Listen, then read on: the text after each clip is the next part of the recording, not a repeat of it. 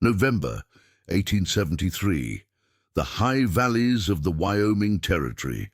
A brutal, keening wind swept down from the Wind River Range, carrying ice particles so fine they seemed to pass directly through the log walls of Silas Croft's cabin.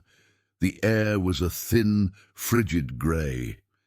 Inside the cramped, single-room structure, the world was reduced to the stinging smell of pine resin and the choking taste of wet soot. Silas, a man in his mid-40s whose face was a map of wind and sun, knelt by the hearth, coughing. His eyes, the colour of gunmetal, were red and streaming.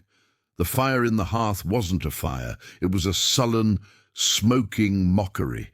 It smouldered, it sputtered, and with every significant gust of wind that hammered the cabin's sod roof, it would heave a great, billowing cloud of grey-brown smoke back into the room. The cabin was failing. He had built it himself, built it the way he'd been taught back in the Ohio River Valley, with thick logs, tight saddle notches, and a massive, proud chimney of riverstone. It was a monument to hardship, but it was failing. The cold was not just outside. It was a guest at his table, a presence in his bedroll. The smoke, meant to be his chimney's servant, had become its master. He stared at the fireplace opening, a black, cavernous mouth nearly 5 feet wide. It was built to take whole logs, to be a beacon of warmth. Instead, it was a gaping wound in the side of his home, a direct portal for the Arctic air that pooled around his feet and numbed his legs through his thick wool trousers. He was burning wood at an astonishing rate. Wood he'd spent the entire short, precious summer felling, bucking, and stacking, and all he got for his trouble was a frozen floor and burning lungs. The heat, he knew, was going straight up the massive, unlined flue, taking the smoke with it only when the wind allowed. When the wind didn't allow, which was most of the time, it simply pressed down on the column of rising air like a giant cold hand, forcing it back into the room. He called it the blowback, a phenomenon that was both terrifying and infuriating. He would be awakened in the dead of night, not by the cold, but by the sensation of suffocating, the air so thick with smoke he couldn't draw a breath. He'd have to fling the door open to the 30 below night, letting in a maelstrom of snow and wind, just to clear the air enough to survive. He had tried everything. He'd built a small screen of hides. He'd tried keeping a window cracked. He'd even, in a fit of desperation, climbed onto the icy roof in a blizzard to place a flat stone over part of the opening, which had nearly sent him sliding to his death when a gust caught it. Nothing worked. This structure, his fortress against the wild, was actively trying to kill him. He looked at the few possessions in the room, all au flue coated in a fine, greasy layer of soot. His Hawken rifle, his traps, his meagre stack of provisions. He had survived grizzlies, blizzards on the open plain, and the hostility of men far meaner than himself, but he was being defeated by a pile of rocks. He spat a black stream onto the smouldering logs, which hissed in protest. This wasn't just discomfort. This was a flaw in the fundamental design of his life. He had followed the wisdom of his fathers, and that wisdom was wrong. Here, in the high, thin air, where the wind was born, the rules were different. The chimney, the very heart of the home, was built on a lie. He knew then, as he huddled in his blankets just feet from a fire that offered no warmth, that he would have to tear it all down. He would have to find a new way, or he would not see another spring. The tragedy of the chimney was that he had built it with such pride. It was the summer of 1871, when he'd first laid the foundation, having chosen a spot in a small aspen grove sheltered from the worst of the northern gales. Or so he'd thought. He'd followed the common knowledge, the rules of thumb passed from settler to settler as they pushed west. A fireplace, they said, should be big. A big hearth meant a big fire, and a big fire meant a warm home. It was the centerpiece, the anchor of domestic life. He'd spent weeks hauling stone from the creek bed, looking for flat, solid granite and schist. He built the firebox deep, nearly 4 feet from front to back, wide enough to sit in. The logic was that a deep firebox held more wood and would burn longer. The chimney flue itself was a great square cavern, 2 feet by 2 feet, built of the same rough stone, mortared with a mix of clay and sand he'd dug from the bank. It rose straight as an arrow, clearing the ridgepole of his roof by a scant 6 inches. He'd chinked the logs of the cabin with moss and clay, hung a solid door of split pine, and felt secure. He was wrong. That first winter was a lesson in misery. The problem began immediately. The sheer volume of the flue was so enormous that the small fires he built for cooking or moderate warmth simply couldn't heat it. The column of air inside the chimney remained cold and heavy, acting like a plug. To get any draft at all, he had to build a roaring, wasteful inferno, a blast furnace that consumed his woodpile with terrifying speed. This massive fire would finally heat the stone column enough to create lift, and the smoke would begin to draw. But the instant the fire burned down to coals, the column would cool, the plug would reform, and the smoke would start to creep back into the room. The blowback was the greater enemy. He hadn't understood the wind. He hadn't understood the fluid dynamics of air moving over a peaked roof. The prevailing westerly gales would hit the roofline and create a turbulent, rolling vortex of high pressure just on the leeward side, exactly where his short chimney stack opened to the sky. The wind wasn't blowing over his chimney. It was actively pushing down into it. The result was a constant smoky backpuff, a rhythm of failure timed to the gusts of the storm. He lived in a perpetual twilight, his cabin atmosphere a stratified haze, icy clear air at floor level, a thick acrid fog from his waist up. His lungs felt permanently scarred. He was always tired. The cold that seeped in was made worse by the fireplace itself. Its massive, inefficient mouth sucked in the heated air of the room, what little there was, and shot it straight up the flue. It was a perfect ventilation system for removing warmth. To survive, he'd been forced to build a small, crude metal stove from a salvaged barrel and run a rickety stovepipe out the wall. But this was a temporary, desperate fix. It was ugly, inefficient, and the thin metal pipe was a constant fire hazard, glowing red-hot and threatening to ignite the logs. He had a grand 4-ton stone chimney that was useless and a dangerous tin can that was barely keeping him alive. His neighbors, the few other trappers and settlers scattered through the valley, had the same problem. They accepted it as a fact of life. "That's just high country living," one had told him, his own eyes watering in his smoke-filled dugout. "You trade the cold for the smoke or the smoke for the cold." They built their chimneys wide, and they stuffed them with wood. They lived in a state of coughing, resigned fatigue.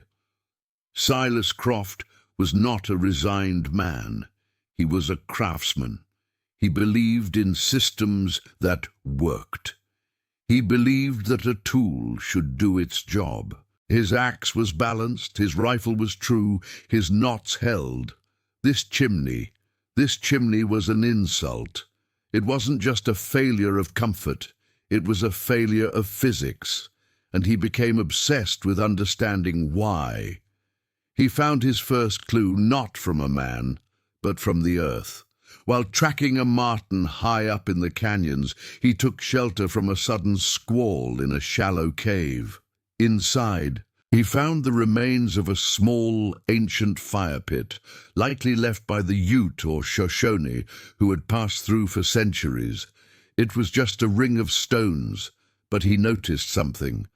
The walls of the cave, above the pit, were almost perfectly clean, blackened only in a narrow, vertical streak. The smoke had drawn up and out of the cave mouth, as if pulled by a rope, even with the wind howling outside. He studied the shape.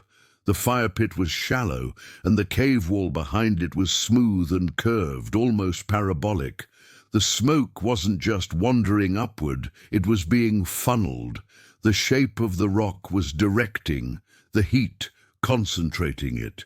He compared this to his own fireplace, a big square box that let the heat radiate in all directions, especially away from the room. His second encounter came a few months later, during a rare trip to the railroad depot at Fort Steele, nearly 100 miles away, to trade his winter's cache of pelts. The depot was a hive of activity, a raw, new town of pine boards and mud. In the smithy, a German blacksmith named Karl Heiss was working his forge. The smithy was small, hot, and shockingly clean. A massive fire roared in the forge, yet the air was clear. Silas watched, fascinated, as Heiss worked the bellows. The chimney above the forge was tall, built of brick, and seemed impossibly narrow. It rose high above the roofline, and smoke poured from it in a steady, fast, straight line, completely untroubled by the gale blowing across the prairie. Silas, nursing a cup of gritty coffee, finally asked, "How does it do it, mister?" Heiss, a bear of a man with a soot-stained apron, grunted, not looking up from his anvil. "Do what?" "Draw. Like that. My chimney. It don't draw. It blows back." Heiss stopped hammering and turned, wiping his face with a greasy rag. He looked at Silas with a mixture of pity and disdain. "You build it wide, yeah, like a barn door. You build it short, just over the roof?" Silas nodded, feeling foolish. "Ja, this is what you all do. It is. Dummkopf." Heiss tapped his temple. "A chimney is not a hole. It is an engine. It is an engine that runs on heat. You understand?" Silas shook his head. "Heat makes air light," Heiss explained, gesturing with his hammer. "Cold air is heavy. Hot air wants to go up, but you must keep it hot. Your big wide flue," he made a wide circle with his arms, "it is full of cold air from the outside. The wind pushes it down, the smoke gets cold, it stops, it falls. Puff." He pointed to his own forge. "This flue is narrow, the fire is hot, the smoke moves fast. It has no time to get cold. It is a river, not a swamp." He then walked Silas outside and pointed up at the stack. "And look, it is tall, taller than the roof, taller than the wind. The wind cannot fall in. It blows across the top, and it pulls the smoke out. It is called Zug draft. You are not making draft. You are making a cold hole in your house." Silas stood there, the wind whipping his coat, staring at the tall, slender brick chimney. An engine, not a hole. Keep it hot, keep it fast, get it above the wind. The forgotten formula wasn't a formula at all. It was a set of principles he had never been taught. Silas Croft returned to his cabin a different man. He carried with him not just provisions, but a revolutionary, dangerous idea. He spent the remainder of the short summer not just cutting firewood, but planning.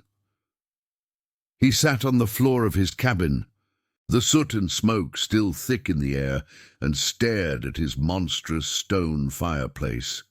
Heiss's words echoed in his mind. An engine. Keep it hot. Keep it fast. Taller than the wind.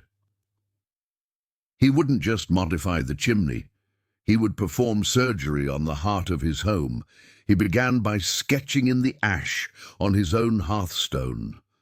The first problem was the firebox itself. His was too deep. The heat was lost in the cavern. He recalled the shallow, curved wall of the Ute fire pit. He would rebuild the firebox to be shallow, no more than 20 inches deep, but tall, and the sides, instead of being perpendicular, would be splayed, angled outward to reflect the heat into the room like a mirror. The heat had a job to do before it went up the chimney. Next, the throat. Hayes hadn't mentioned it by name, but Silas sensed a flaw in the transition from firebox to flue. His current setup was just a square opening. A downdraft had a straight, clear shot into his living space. He would build what he'd seen in a few expensive Eastern homes, a smoke shelf. He would build a small flat shelf just behind the flue opening at the base of the chimney stack. The flue itself would be brought forward. Any cold air that did manage to push down the flue would hit this shelf and be deflected. The rising hot smoke, meanwhile, would curl around the shelf and be drawn up. It was a baffle, a one-way valve for smoke. This was the most complex part of the build, requiring precise stone cutting, but he believed it was the key to taming the blowback. Finally, the flue itself. Heiss was right. His 2-by-2-foot flue was a cavern of cold air. He needed a narrow, fast river. He couldn't, or wouldn't, tear down the entire 4-ton chimney. The foundation was sound. Instead, he would build a new chimney inside the old one. He would construct a new narrow flue, perhaps 8 by 12 inches, using the best, flattest stones he could find. He would build it right up the center of the existing shaft. This left a void, a gap of several inches all around the new flue. At first, he saw this as a problem. Then he realized it was an opportunity. Heiss had said, "Keep it hot." How do you keep a stone flue hot when it's 30 below zero? You insulate it. He would fill that void between the new inner flue and the old outer chimney wall with dry sand, crushed gravel and clay. This massive layer of insulation would protect his engine from the outside cold. The hot gases would stay hot all the way to the top. This would maximize the zug. And then the height. This was the brute force part of the equation. He would keep building, laying stone upon stone, until the chimney was at least 3, maybe 4 feet higher than the ridgepole of his roof. It would be dangerous work, perched on the steep pitch, but it was necessary. He had to get the opening out of the turbulent air and into the smooth, clean wind. It would look strange, a tall, slender needle of stone on a squat log cabin. His neighbors would think him vain or mad. He didn't care. He was done coughing. The work began in late August. Tearing down the old firebox and the chimney's base was a filthy, brutal job. The smell of old, sour soot filled the air. The stones were black and heavy, slick with creosote. He worked with a crowbar and a sledge, his knuckles raw, his shoulders aching. He was unbuilding his own greatest failure, and it felt like a penance. He lived in the open air for weeks, cooking over an open pit, sleeping under a lean-to as he rebuilt the heart of his cabin. He started with the firebox. He found several slabs of soapstone in a high quarry, a soft, dense rock known for its ability to hold and radiate heat. He carefully cut and fitted these, angling the side walls, the splays, at a precise 30-degree angle. He'd measured it with a compass and string. He used a rich new mortar of clay and fine sand, working it into every joint. This firebox wasn't a cave, it was a projector. Then came the most difficult piece of engineering, the throat and the smoke shelf.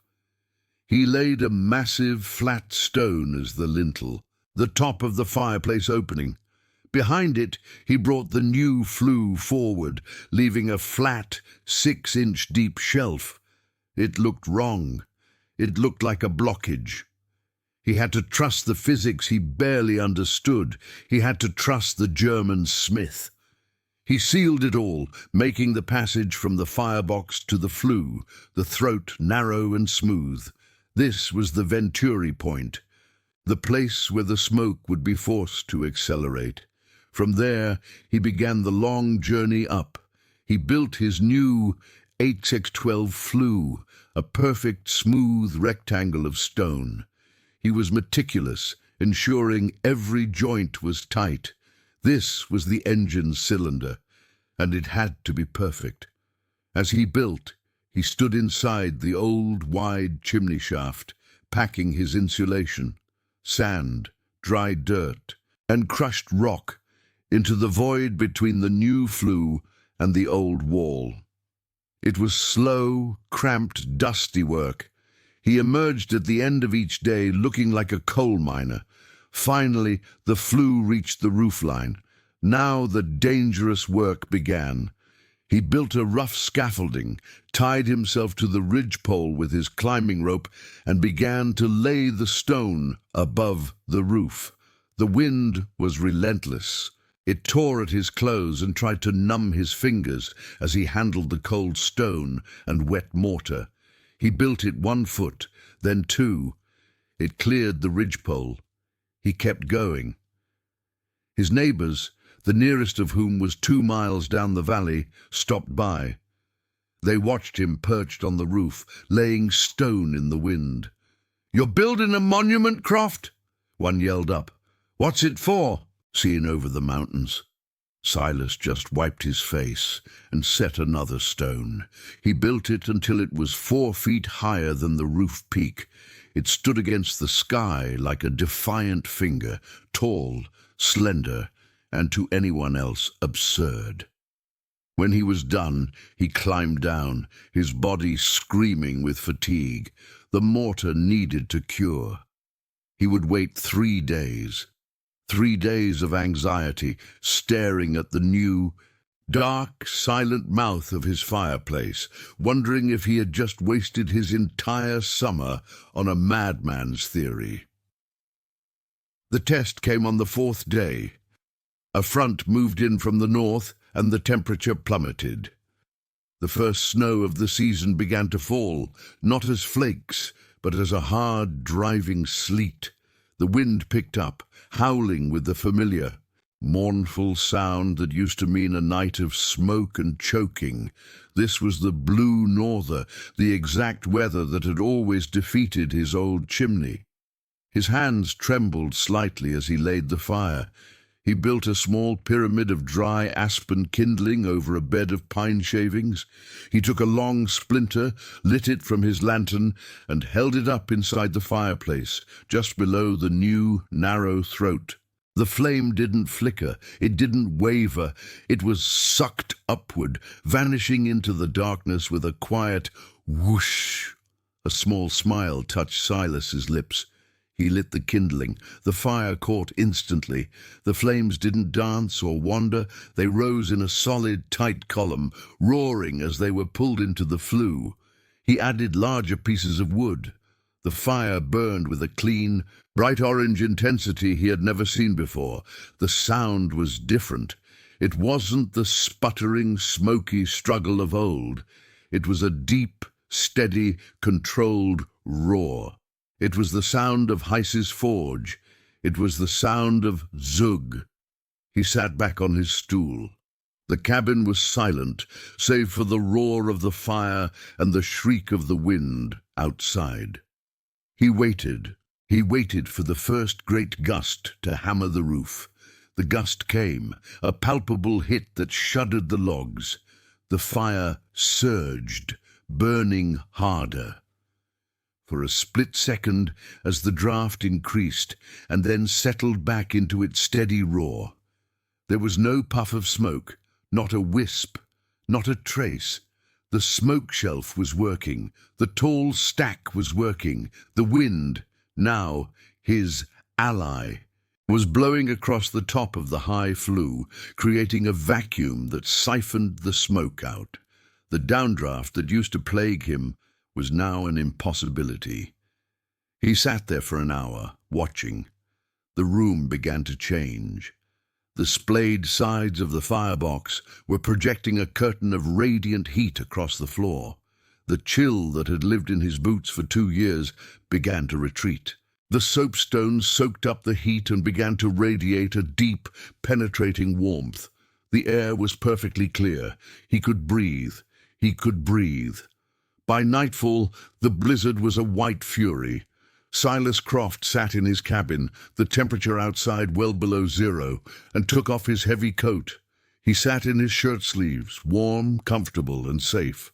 He was burning less than half the wood he would have used before, and getting 5 times the heat. The chimney, his tormentor, had become his salvation. The 4-ton stone anchor of his home was no longer an anchor. It was an engine, just as the German had said.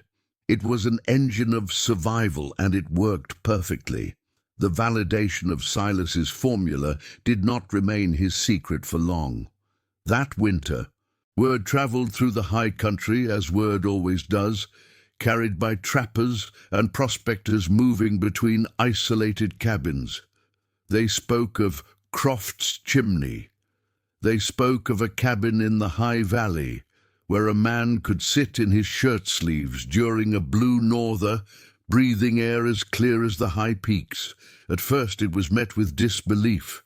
It sounded like a tall tale. But survival on the frontier is a pragmatic business, and desperation is a powerful motivator. The first to visit was a young couple, the Millers, who had settled on a homestead 5 miles downriver. Their situation was dire. They had a newborn child, and their cabin was a mirror of Silas's old failure, a smoke-filled freezing box.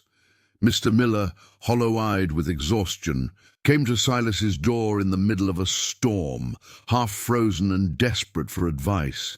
Silas didn't just give advice. He said, "Bring your family here, now." The Millers spent 3 days in Silas's cabin. Mrs. Miller, who had been suffering from a racking cough, slept in the clean, warm air and began to recover. They stared at the fireplace with a kind of religious awe. It didn't smoke. It just worked. When the storm broke, Silas walked back with Miller to his cabin. He brought his tools.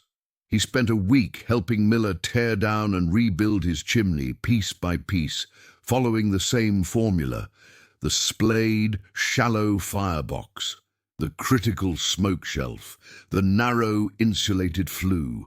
When they lit the first fire, Miller wept.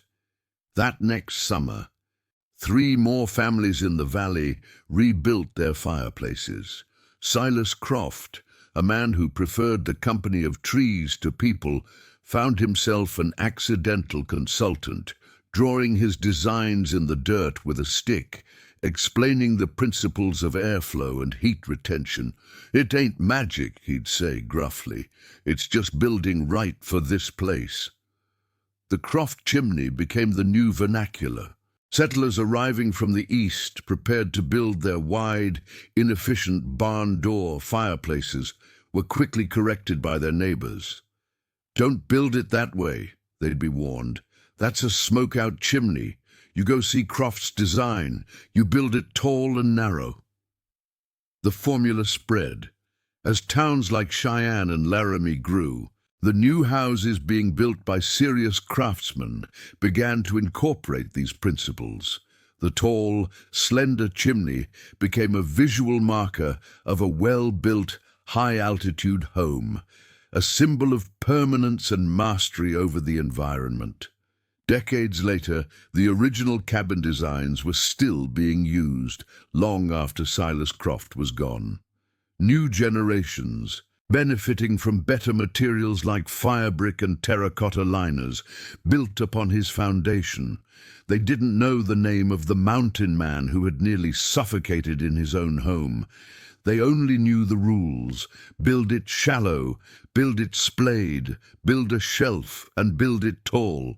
The knowledge had passed from a German smith to a desperate trapper, and from that trapper to an entire community, becoming a piece of shared, unwritten wisdom that saved fuel, cleared the air, and turned 1,000 drafty shacks into warm, survivable homes.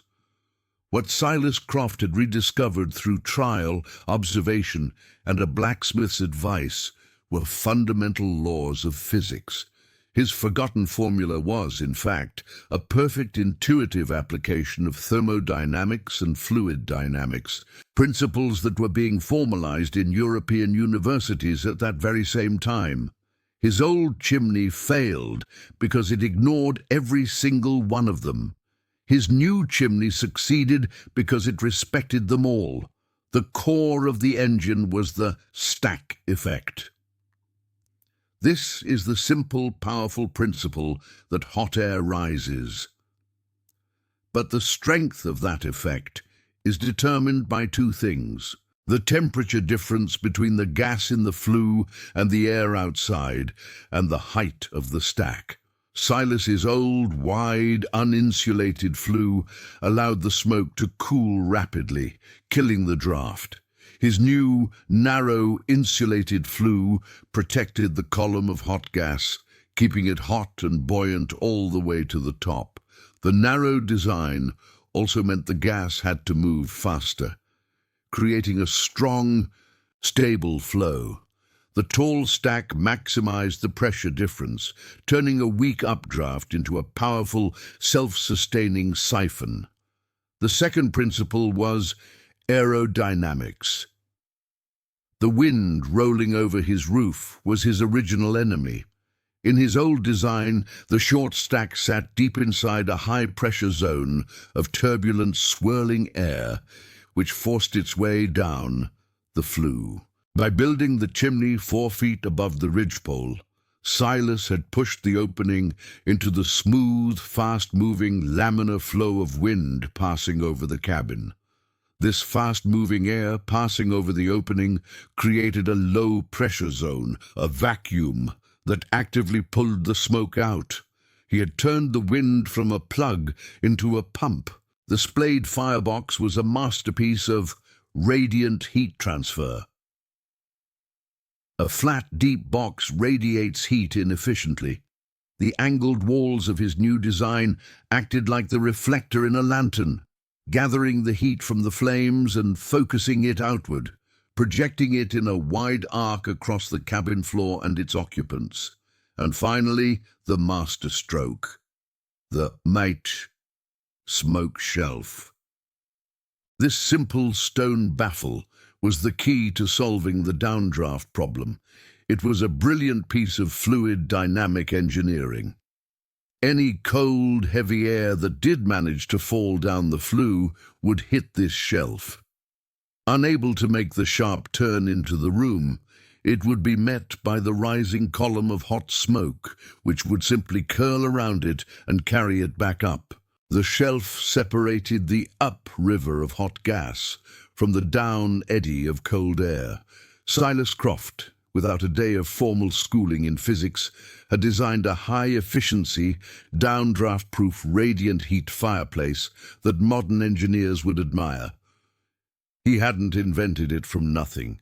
He had simply listened to the clues from an ancient fire pit to a German smith, and synthesized them into a perfect solution for his specific, hostile environment. Silas lived in that cabin for another 30 years.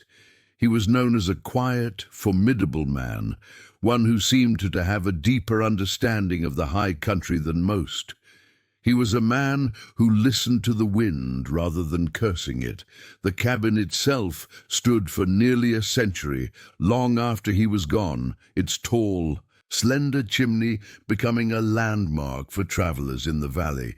It was a silent testament to a man who chose to think rather than to endure. The chimney was more than a pile of stones. It was a lesson. It was a monument to the idea that our structures are not just shelters.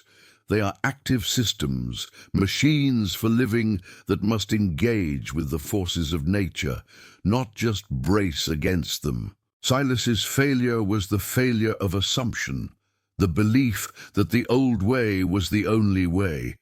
His success was the success of humility.